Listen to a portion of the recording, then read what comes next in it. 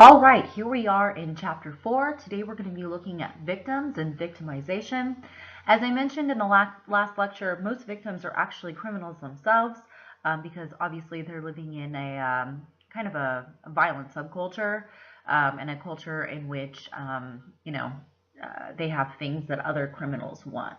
But of course, the way the media presents certain information, oftentimes we see that they present what's known as kind of a good victim or a virtuous victim, someone who's an upstanding citizen. They have generally white, well-educated, even very attractive women or children are considered kind of good victims. And then it's kind of positioned as good versus bad, right? So you have the bad guy, right? And it really plays on this idea between like the battle between good and evil that we see very much in our culture, right? And obviously, all of these factors are going to influence the jury. If the victim was like a gangbanger or a drug dealer or a prostitute, they're going to look at it very differently than if the victim was, a young child in a middle-class suburban area or something like that. Because then it really makes the perpetrator look like a monster, right? That, wow, you had no rational reason to do this or something like that.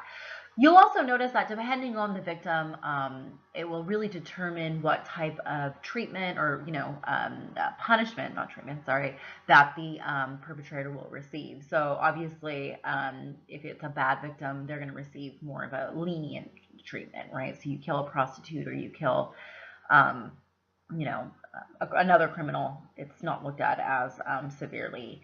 But obviously, all of these factors will influence whether a prosecution decides to even take a particular case to trial. And of course, the more virtuous the victim, the more likely they are to go to trial. So this is all really important because before the 1960s, we really knew very little about crime victims. Generally, the media or the perpetrators really monopolized public concern, and victims were really overlooked. If you notice recently, with everything going on with terrorism all over the world and things like that, there's been kind of a push to not say these people's names over and over and over again. Because we don't want to perpetuate the idea that we are, giving them any type of attention that they may have wanted. Of course, now most of them are deceased. But at the same time, we don't want to send out a message that, hey, you'll become infamous for committing this crime, which I think, might be a motive for some people. So there's definitely been kind of a shift in that sense. We also know that when it comes to the women's movement and issues of sexual assault, rape, and domestic violence, around the 1970s, this is when people started actually paying attention to this. And I'm not sure if you realize this, but it was actually, it wasn't against the law to rape your wife. And historically, to beat your children or your wife, that was considered, a man's place. If you've ever heard of that saying, rule of thumb, the rule of thumb was, don't, pick a branch bigger than your thumb to beat your children or your wife with. Now, obviously, hopefully, most families, those ideas are antiquated and no longer held up. But it wasn't until the 1970s that, women being victimized even by their own spouses or partners was looked at as a serious, factor. All right, and so here are our chapter objectives, and of course the objectives are what we're trying to learn as we progress in these online lectures. So it's important that you kind of have it in your mind before. So first objective is to appreciate how victims are defined and to become familiar with the study and analysis of victimization. 2, to be familiar with the patterning of victimization, including geographic factors, social patterns, the nature of the victim-offender relationship, intimate partner violence, and crime characteristics. We also want to be familiar with and understand the various explanations of victimization, including lifestyle and routine activities theory, the relationship between deviant lifestyles and victimization, physical proximity and victimization, individual traits, repeat victimization, explaining demographic variations in victimization, and the victimization of college students and the homeless. All right, and then our last objectives here: to become acquainted with the costs and consequences of victimization, to become familiar with the victims in the criminal justice system, and to appreciate the consequences of victimization by white-collar crime.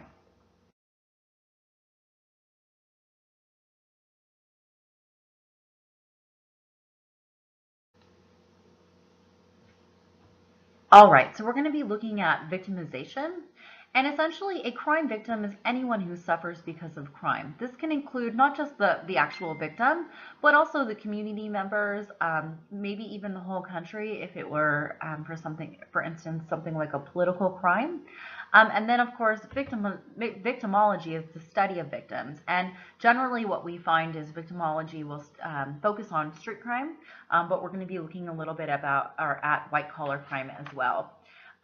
So think about it. Can you become a victim without a crime actually taking place? And the truth is, yes, you can, whether it be things like racism, sexism, which sometimes you might not even know has happened to you. If we look at the mortgage crisis of 2008, obviously there were a large number of people who were victimized by that. And even if you didn't lose your house or something like that, most of us really did feel the repercussions of the economy. Right, and it became a really hard time for most Americans.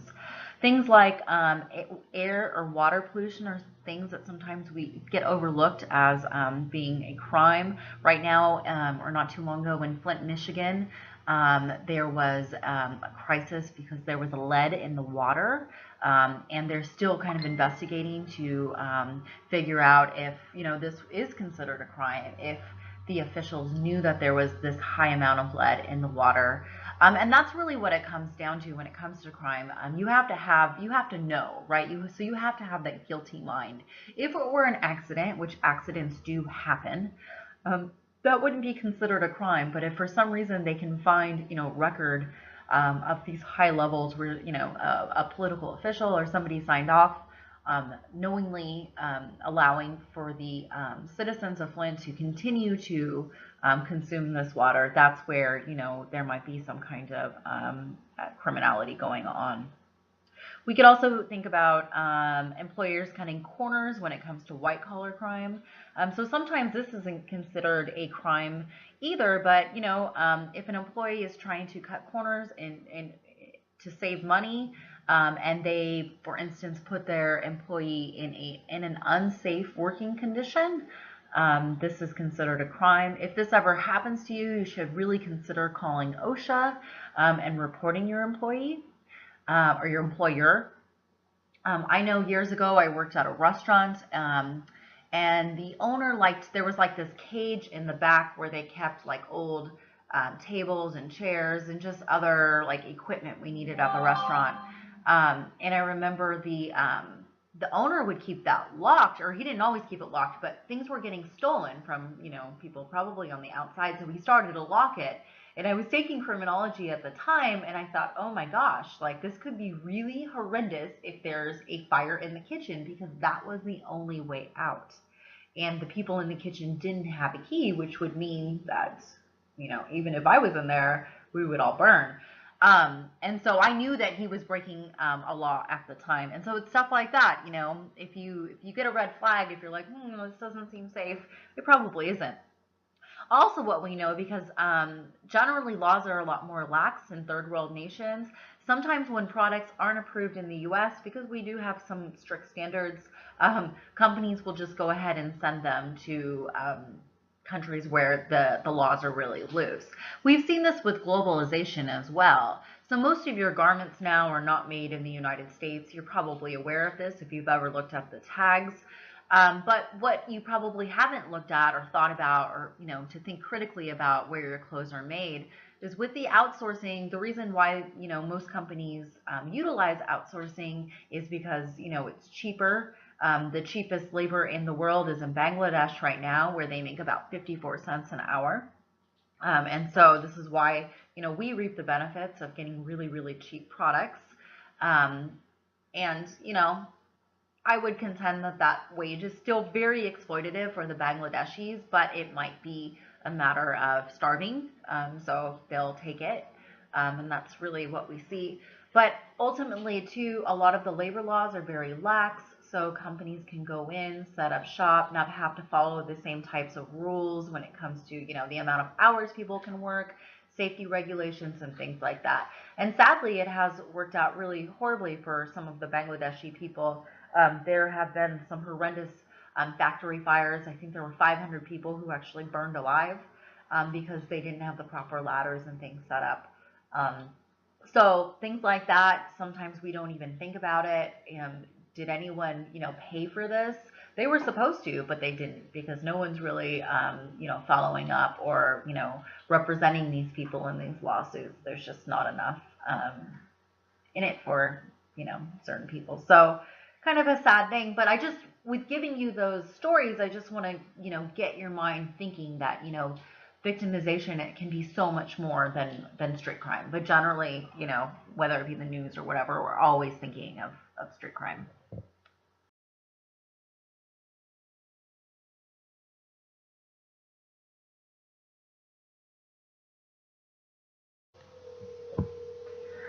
All right, so now we're going to look at some of the geographic patterns associated with victimization. So where in our country do we see the most violent crime? That would be in the West and Midwest, places like Kansas, Chicago, Detroit, high rates of violent crime. On the West Coast, we have high rates of property crime, things like burglary, larceny, arson, right? In rural areas, you see higher levels of motor vehicle theft. So interesting, living in Washington State, I don't really live too far from Seattle, so I'm not far from the city, but I do live in kind of what's a bit of a rural neighborhood. So if you walk up my street, there are, people who have cows and chickens, and the houses are kind of spatially spread out a lot more. And one thing that I've noticed, I have seen some suspicious behavior, what I would call few things here and there, but I noticed in comparison to living in West Covina, I notice I'm a lot more vigilant to call the police when I see something kind of suspicious, because I think we live in this kind of isolated area, and I'm like, well, why would this person, be doing this? So for instance, I called the King County Sheriff, I don't know, a couple months ago. I noticed there was a young male up at my neighbor's house. I was kind of spying on him through my window. And he had gone to the door and was kind of standing there for a while, and he didn't have any equipment. He didn't have a clipboard or anything, right? He was dressed in, just regular clothes, baseball cap, and I thought, that just looks really weird. So I texted my neighbor and I said, how often do we get solicitors up here? Because I've only lived in this house for a couple of months. And she said she's only seen them, maybe twice, where she saw door-to-door solicitors, and she even thought those people were suspicious. And so because this isn't the best area to be, going house to house, because the houses are very far apart. A lot of the houses have gates. I really suspected that this person was scoping out the house. And so I called King County, and they came up. And, I still believe that that was probably the situation. I never found out what happened. But like I said, I'm a lot more vigilant, because I'm like, well, why would this person be just standing there? The other kind of suspect thing that I noticed was that my neighbor across the street was in her front yard, and he didn't go up to her. And I'm like, why would you go up to a house that looks empty? Because the people weren't home. When the neighbor is outside working in her garden. So anyways, just some things that I've noticed in my own neighborhoods. And so, it's totally okay to call the police if you think of, something suspicious is going on. And they really depend on you to do that. But like I said, in my neighborhood, the other side is we don't have any patrol. There would be no reason for a police car to be up here unless they were called up here. And so I think in some sense, being in a rural area, we might have more cases of theft and burglary and stuff like that. So some other kinds of things in urban and urban areas, you have more violent crime and property crime. The more people you have concentrated in a small, area, obviously there's going to be more stuff like that. We also know that the lower the family income, the higher the rates of victimization. It's also really interesting. Another trend that we see is that very rich areas have high property crime or theft and things like that. So one reason for that is because rich areas have things that people want.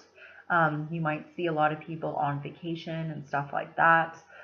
We also see it in very poor areas, and perhaps that's because in some sense, that's where some of these people actually live. And generally, when you look at patterns, if you get burglarized, there's a really good chance that it's someone who lives in your neighborhood. It's someone who is scoping out your neighborhood, notices you're getting your boat out to go to the river or go to the lake or whatever it is. And so be really careful about stuff like that. Be really careful about, don't flaunt, the new flat screen TV that you're bringing into your home, because there are people that are watching. And, one of the biggest deterrents against things like burglary is to have someone home.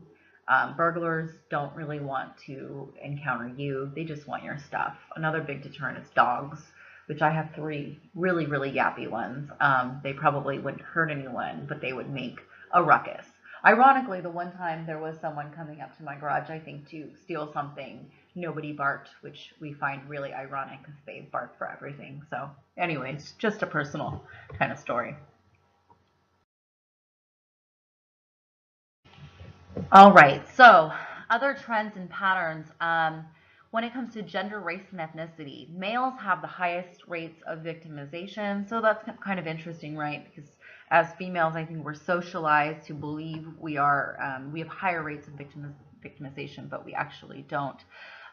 Especially when it comes to violent crime, males have much, much higher rates of victimization, especially homicide. Obviously, when it comes to sexual assault, women have much higher rates when it comes to rape and things like that.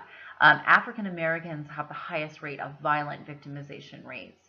African Americans are 6 times more likely than their white counterparts to be homicide victims. Interesting, Asians actually have the lowest rates of victimization. All right, so a few other patterns that are prevalent. One, family income. So as I mentioned, the lower the family income, the higher the rates of victimization. When it comes to age, young people are more likely to be victims of violent crime. As I mentioned again, our perceptions are that older people, the elderly, are vulnerable. And they are vulnerable to a sense, but they are not more likely to be victims of crime. And a lot of that has to do with older people are more likely to stay indoors. So as I mentioned, the highest rates of violent crime happen amongst African American males. If you notice here, between the ages of 18 to 24, they are. If you look at the disparity between the lowest level of victimization, which happens amongst white females, when you kind of compare that ratio, African American males are 50 times more likely than older white females to be victimized by crime. And so you can see it's very disproportionate when it comes to rates of violent crime.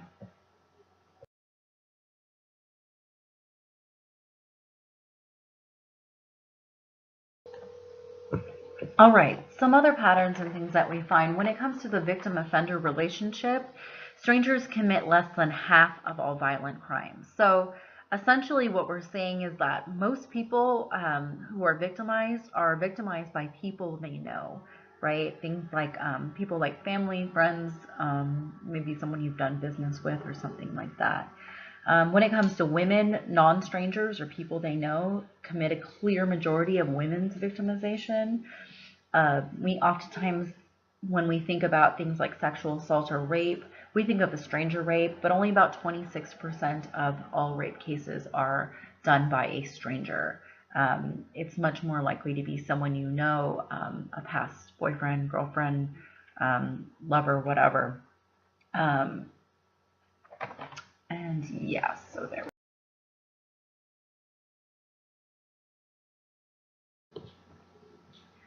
All right, so now we're going to look at some of the situational explanations for why people become victims of crime. The first explanation that we'll look at is lifestyles theory, and this is essentially just saying that there's something about your lifestyle that might make you vulnerable to becoming a victim. This might be something like your occupation. So if you work maybe as a correctional officer or a police officer, if you are an exotic dancer, or you are even someone like an armored guard, those people who go around and, um, you know, take all the money from the banks and stuff like that and redistribute it. Um, that might give you a higher chance of becoming a victim. Also, are you the type of person who is going away every weekend, who has an empty apartment or an empty house because you travel for work? Are you the type of person who's really flashy? You have, flashy watch or lots of diamond rings or something like that. That would make you give you a higher chance of being victimized. The next explanation that we'll look at looks at routine activities, and this is very similar to lifestyles theory, but this just looks at the presence of or that it includes three components to make it more specific, and it says that you have to, one, have the presence of an attractive target, so you have to have something that somebody else wants, that watch, I don't know, the money, whatever it is, you have to have something that somebody else wants. Then you also have the likelihood of having an offender. So maybe perhaps you live in a low or a high crime area. So you're adding that into it. And then the absence of guardianship. So you don't have a lot of maybe surveillance or police or security or things like that, which is one thing I mentioned about the neighborhood that I live in. There's, it's very unlikely that there would be a police officer or something just driving around randomly.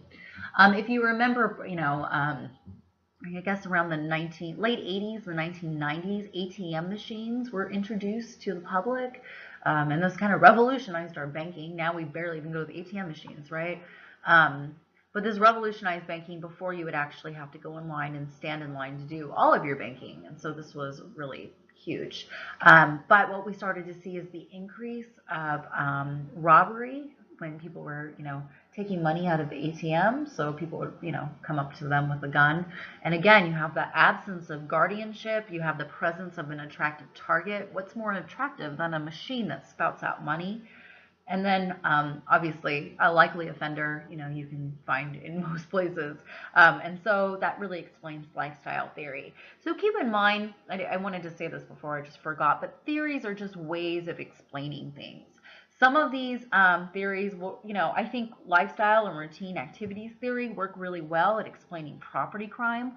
I'm not sure that it explains violent crime so much. Possibly if there's if you're killing someone for something they have, perhaps. But this wouldn't really explain a crime of passion, someone who's just really upset and kills someone or hurts someone for other reasons. The next kind of element that we'll look at is people who live within deviant lifestyles have higher levels of victimization. So people like prostitutes, people like drug addicts, homeless people, people who are out on the streets all the time. And we know that, we have a high proportion of homeless that are also mentally ill, and they are more likely to be victimized, even when it comes to like random violence and things. It's really sad. And then the last part looks at the physical proximity and victimization. So we know that there are places like hotspots, places where there isn't a good sense of community. Maybe if you're, for instance, if you're afraid of your neighbors, or you don't look at the police as people who would help you, which we know that African Americans don't see the police as people that oftentimes will help them. Hotspots can also include places like bars, liquor stores, any place where you have maybe loitering, people hanging out, which makes sense why you would see more kind of certain crimes in urban areas as opposed to rural areas when it comes to things like, having lots of bars. What does that mean? You also have, people who are drunk, drinking. I remember years ago when I was in college, I was at a bar, and one of my friends' her purse got stolen while she was there. She just had turned away, and I think, bars are a hotspot. You have people who are drinking. Probably aren't, on heightened alert, paying attention to things like their purses or their wallets, and that can really, um, enhance the idea or the chance that you will become a victim.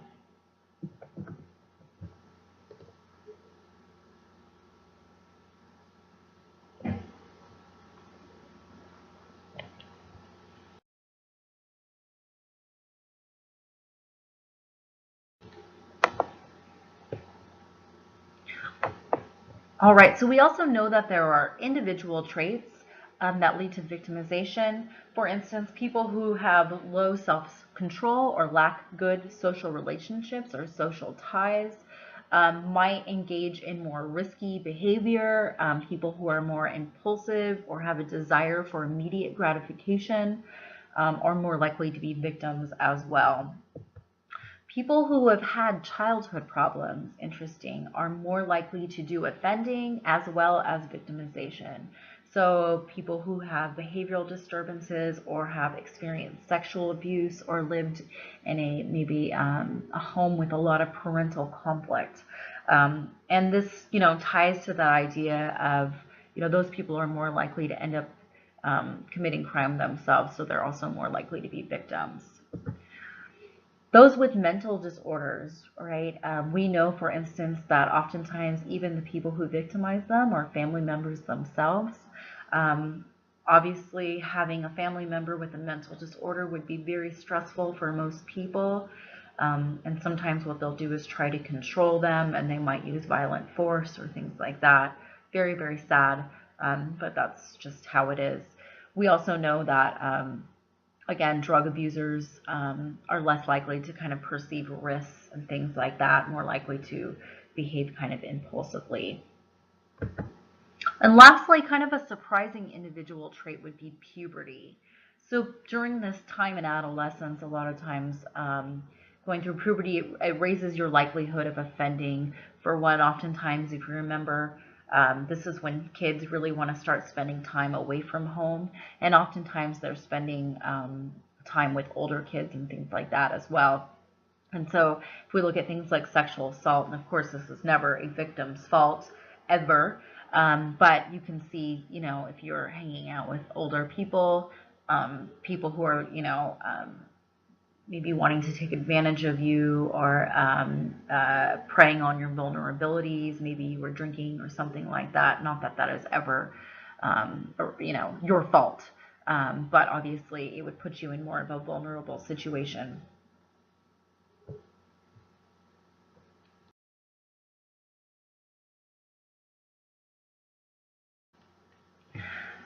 All right, so some more interesting kind of ideas when it comes to victimization. Um, those who are involved in offending obviously are more likely to be victimized. When you add that to the idea of these people are living near hotspots, that's where we see what's known as chronic victimization. And about 10% of adolescents account for about half of all victimization amongst adolescents. So generally it's these young people who are engaging in criminal acts themselves, but are, becoming victims repeatedly. Think about gang behavior, something like that. So that would also influence it. So demographic variations, as we mentioned, if you're young, for instance, living or hanging out with older kids, your race, your gender, right? All of these factors really play into this. We know males, young, African American, more likely to be victimized. We know college students are more likely to be victimized. And if you look at that routine activities theory, explaining college student victimization, there's a lot of alcohol on college campuses, so people under the influence.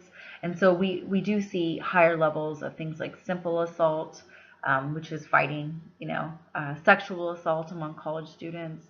Um, and maybe even people in that age cohort that are living on the streets or something like that. Um, And again, like we said, victimization of the homeless. Um, you know, prior to the 1980s, it was the federal government's responsibility to help with the homeless. Um, then that responsibility was shifted to the states, and the states just didn't have enough resources, and so we started to see kind of the homeless population boom a bit. And again, a lot of that population, you see a lot of mental illness, and so not having those structured homes available or places for them to go will also lead to high rates of victimization.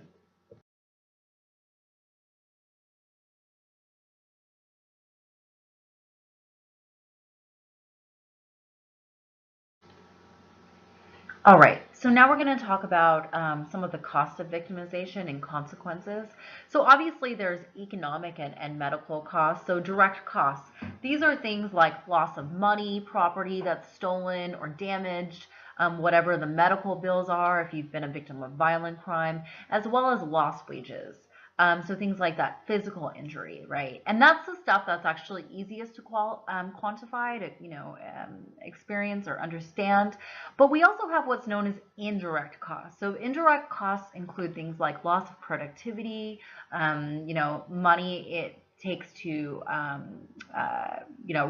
keep police departments running, victim services, the courts, guns that people buy for protection, locks, security, things like that. And in total, when it comes to costs, the cost for all crime is about $450 billion total, right? Just to give you some averages, the average violent crime is $262. The average property crime, much higher at about $866. When it comes to homicide, the average homicide will cost society about $1 million. A rape that goes to trial, about $90,000.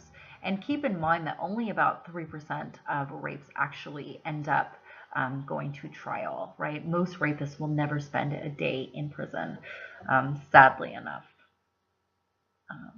Keep in mind, too, that when it comes to property crime, having something stolen, only about 18% of people will ever recover their losses.